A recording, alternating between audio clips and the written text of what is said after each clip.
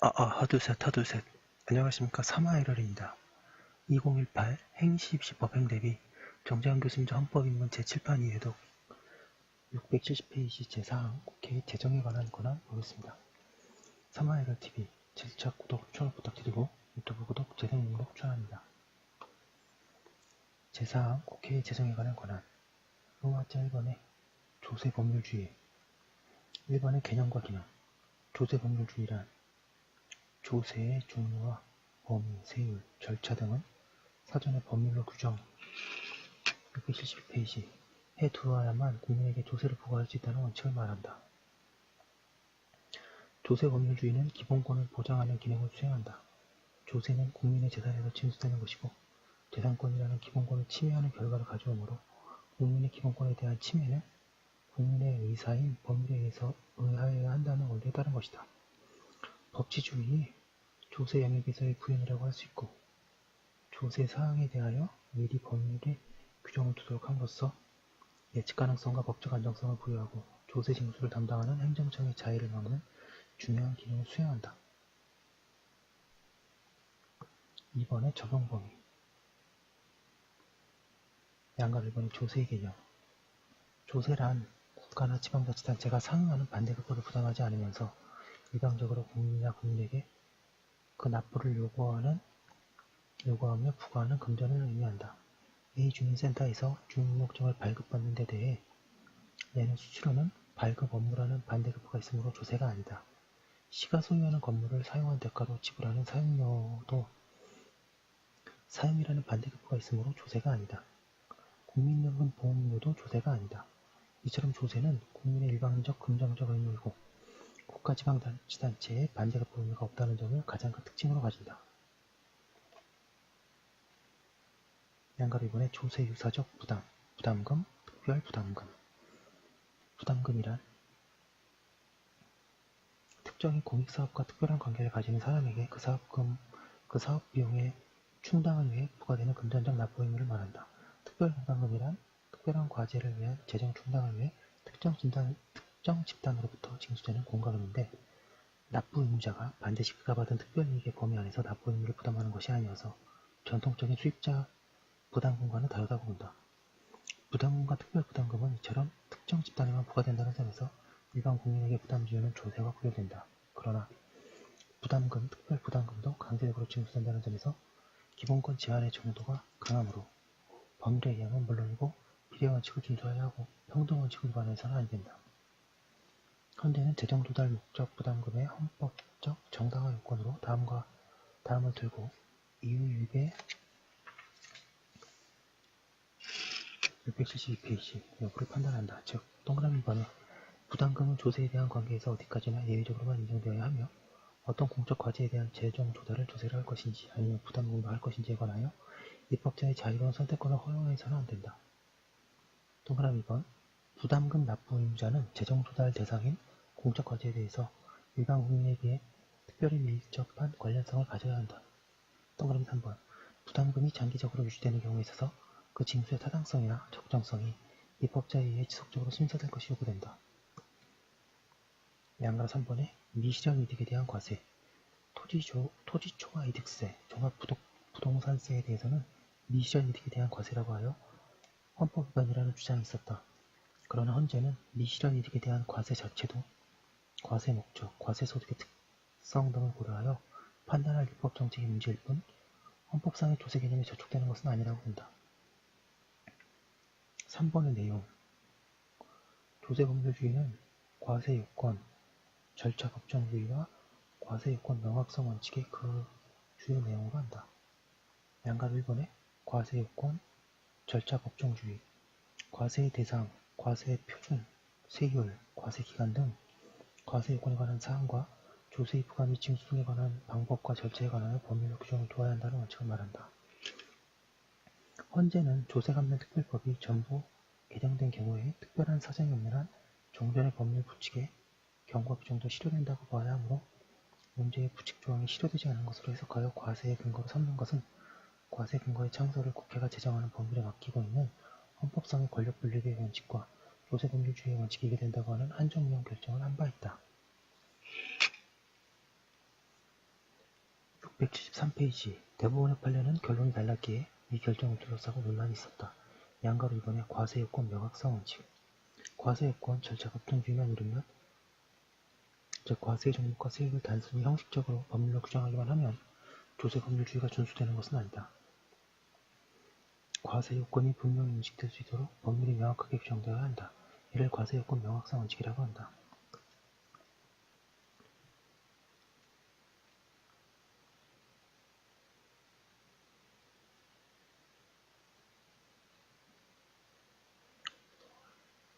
과세요건이 불명확하면 국민이 사전에 이를 예측하기 어렵고 행정청에 자의가 개입될 소지가 있으므로 실질적인 조세법률주의를 구현하지 못하기 때문에 중요한 원칙이다. 명확성의 정도는 내용의 이리적이면 이상적이겠지만 헌재는 그 내용이 다소 다의적이라도 해석을 통하여 당해 조세법의 위반으로 인하 그 체계 및 입법 취지 등에 비추어 그 의미가 분명해질 수 있다면 조세법률주의에 합치된다고 본다. 4번에 행정입법에서의 위임과 한계. 경제적 상황이 수시로 변화할 경우 조세 사항을 미리 법률로 정해두기가 쉽지 않을 수 있어 법률이 부득이 하위 행정입법의 조세에 관한 사항을 위임할 필요가 있다. 그러나 불가피하게 위임하더라도 조세가 국민의 재산권이라는 기본권을 제한하는 것이고 조세법률주의가 중요한 헌법적 원칙이므로 헌법 제79조가 규정하는 구체적 의미의 한계를 엄격히 지켜야 한다. 헌재는 다음과 같은 확립된 판례를 제시하고 있다. 즉 법률의 대통령령 등 하위법규에 규정될 내용 및 범위 기본사항이 가능한 구체적이고도 명확하게 규정되어 있어서 누구라도 당의 법률 그 자체로부터 대통령령 등에 규정될 내용의 대강을 예측할 수 있어야 한다. 이 예측 가능성 의무는 당의 특정 조항 하나만이 아니라도 관련 법조항 전체를 유기적, 체계적으로 종합 판단하여야 하며 기본권의 직접적 제한 침해 소지가 있는 조세법규에서는 구체성, 명확성 일부가 강화되어 위임 요건, 범위가 더 엄격하게 제한적으로 규정되어야 한다.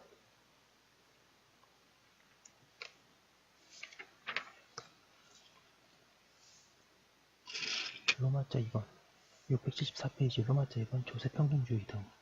1번의 조세평등주의. 조세평등주의는 조세합형평성 원칙이라고도 하며 조세 부담이 국민들 간에 공평하게 배분될 것을 요구하는 원칙으로서 헌법 제11조의 평등원칙에서 나온다. 조세의 평등한 부과는 실질과세를 요구하고 조세평등주의가 국민들 간의 조세 부담의 평등을 요구하는 것이므로 담세 능력에 상응하여 조세가 부과될 것을 요구한다. 2번의 조세의 우선진수. 조세는 국가나 지방자치단체가 국가나 지방의 목표를 달성하기 위한 사업과 행정활동에 소요되는 경비를 위한 지원이므로 이의 확보가 필수적이어서 다른 일반 채권자들보다 조세 채권이 우선 준수되게 할 수 있다. 그러나 일반 채권자의 예측 가능성을 침해해서는 아니 된다는 한계가 있다. 3번의 납세자의 권리의 기본성 문제. 세금과 예산이 적절하고도 타당성 있게 사용되고 그 운영과 집행이 적법하고 투명하여 효율적으로 이루어질 것을 요구할 수 있는 국민의 권리가 기본권으로서 인정되는 건 용납된다. 헌재는 이와 같은 의미의 납세자의 권리를 기본권으로 보지 않는다. 로마자 3번에 예산안 심의 확정권과 결산 심사권. 국회는 국가의 예산안을 심의 확정하고 감사원의 결산 검사에 대한 결과 보고를 받는다. 675페이지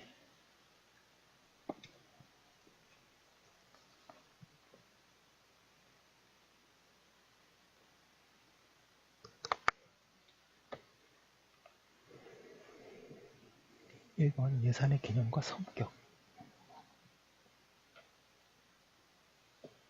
양가르본의 개념.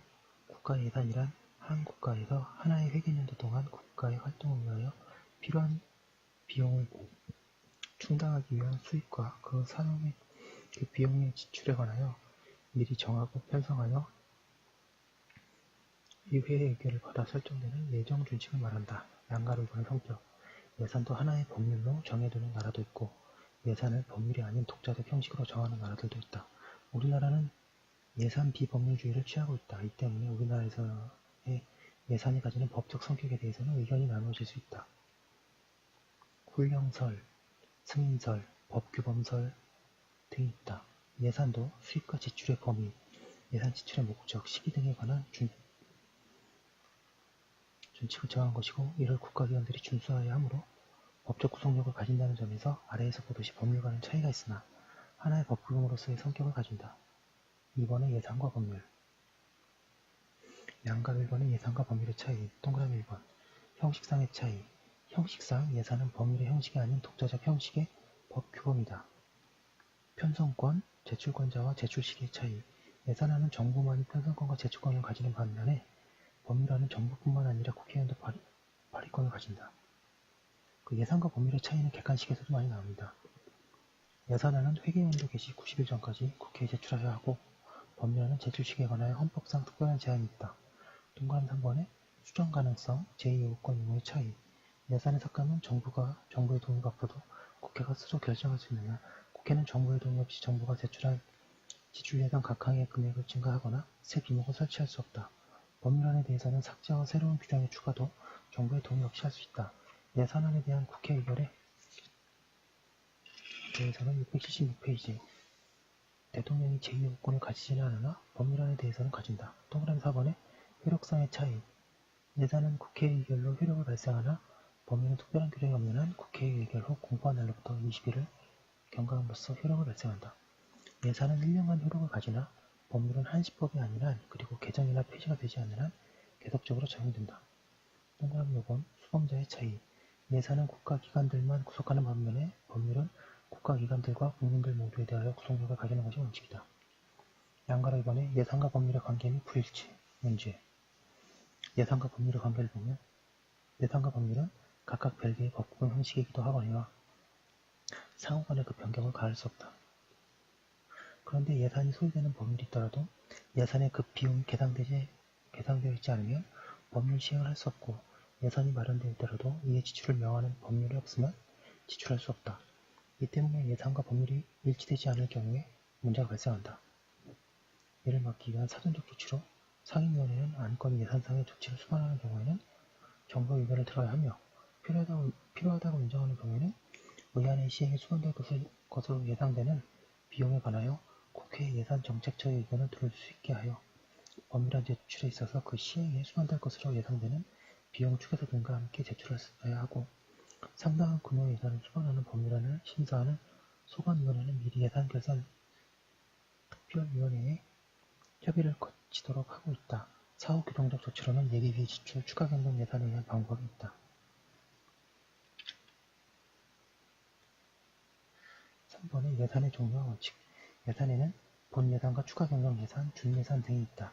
예산의 원칙에 관하여 국가재정법의 규정을 두고 있는데 1년 예산주의, 회계연도 독립의 원칙, 예산 총계주의, 단일회계 원칙, 목적 전환 금지 원칙 등이 있다. 이거 조세법에서 자세히 나옵니다.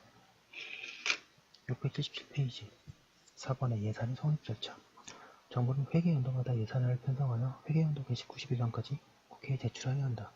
제출된 예산안은 소관상임위원회에 회부되고 소관상임위원회는 예산심사를 하여 그 결과를 의장에게 보고하는데 본회의에서 예산에 대한 정부의 시정문서를 듣는다. 의장은 예산안과 결산을 소관상임위원회에 회부할 때까지 심사기간을 정할 수 있으며 상임위원회가 이유 없이 그 기간 내에 심사를 마치지 아니할 때에는 이를 바로 예산결산특별위원회에 회부할 수 있다. 의장은 소관상임위원회의 심사 이후 예산안을 예산결산특별위원회에 회부하고 예산결산특별위원회의 예산안의 심사에서는 제안 설명과 전문위원회 검토 보고를 듣고 종합정책의 질의, 부별심사 또는 분과위원회 심사 및 찬반 토론을 거쳐 표결한다. 의장은 예산결산특별위원회의 심사가 끝난 후 본회의에 부의하여 의결로 결정한다. 국회는 이러한 과정을 거쳐 회계연도 개시 30일 전까지 예산안을 의결하여야 한다. 5번의 계속비, 예비비, 준예산, 임시예산. 계속비란 여러 해에 걸쳐 계속하여 지출이 소요되어 이를 예정하여 예산이 계산되는 비용을 말한다. 계속비는 1년 예산주의에 대한 예외가 된다. 이는 대규모 국가 사업에 국회의견을 받지 못하여 예산의 집행이 이루어질 수는 없어 중단되는 것을 막기 위한 제도이다. 헌법은 한 회계연도를 넘어 계속하여 지출을 할 필요가 있을 때에는 정부는 연한을 정하여 계속비로 국회 의결을 678페이지 얻어야 한다고 하여 계속비에 대한 국회의 사전 의결을 의무로 하고 있다. 예비비란 예산안의 편성, 제출, 의결 과정에서 예측하지 못한 경비의 지출에 대비하기 위한 예산에 포함된 비용을 말한다.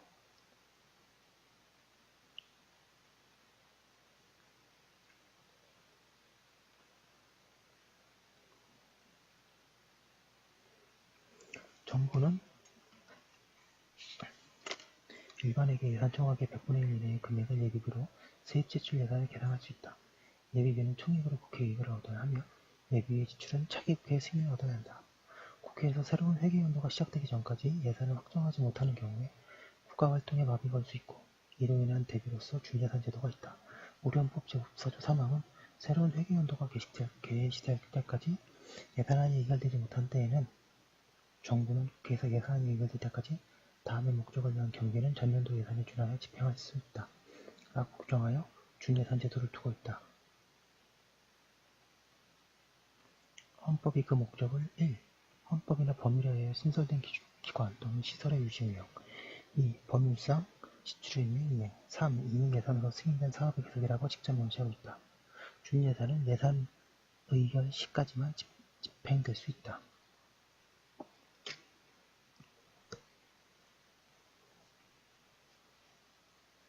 6번의 결산심사권 결산이란 하나의 회계연도에서의 국가의 확정된 세입과 세출의 실적 개수를 나타내는 행위를 말한다. 헌법은 감사원은 세입 세출의 결산을 매년 검사하여 대통령과 천연도 국회에 그 결과를 보고해야 한다라고 규정하여 국회는 보고된 감사원의 결산 검사에 대한 심사를 해야 한다. 국가재정법은 정부는 감사원의 검사를 거친 국가결산보고서를 다음 년도 5월 31일까지 국회에 제출해야 한다고 규정하고 있다. 국회에 제출된 결산에 대한 심사 절차는 국회법에 규정되어 있다. 국회는 결산에 대한 심의 의결을 정기회 개시 전 개회 전까지 완료해야 한다. 결산의 심사 결과 위법 또는 부당한 사항이 있을 때에는 국회는 본회의 의결로 정부 또는 해당 기관의 변상 및 징계 조치 등의 그 시정을 요구하고 정부 또는 해당 기관은 시정 요구를 받은 사항을 지체 없이 처리하여 그 결과를 국회에 보고하여야 한다.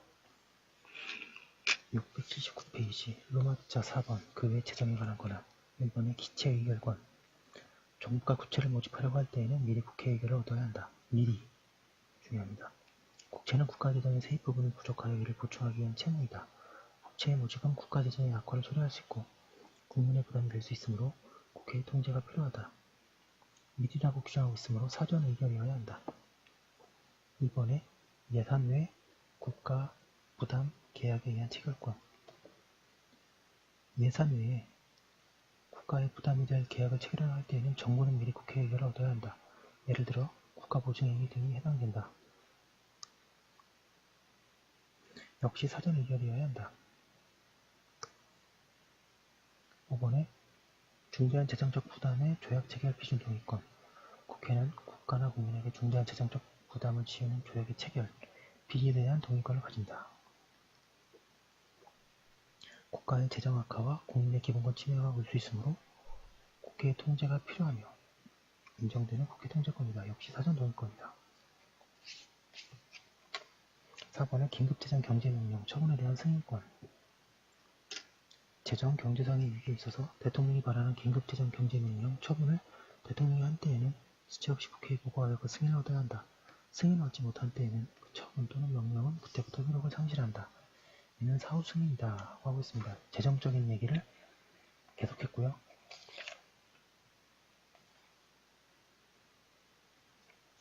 예, 올려두고 오늘은 여기까지 하도록 하겠습니다. 그리고 내일부터 또 더 많은 계속 이어서 하도록 하겠습니다. 국회는 참 양이 많네요. 그죠? 네, 그럼 여기까지 한 걸로 두고 내일 뵙도록 하겠습니다. 감사합니다.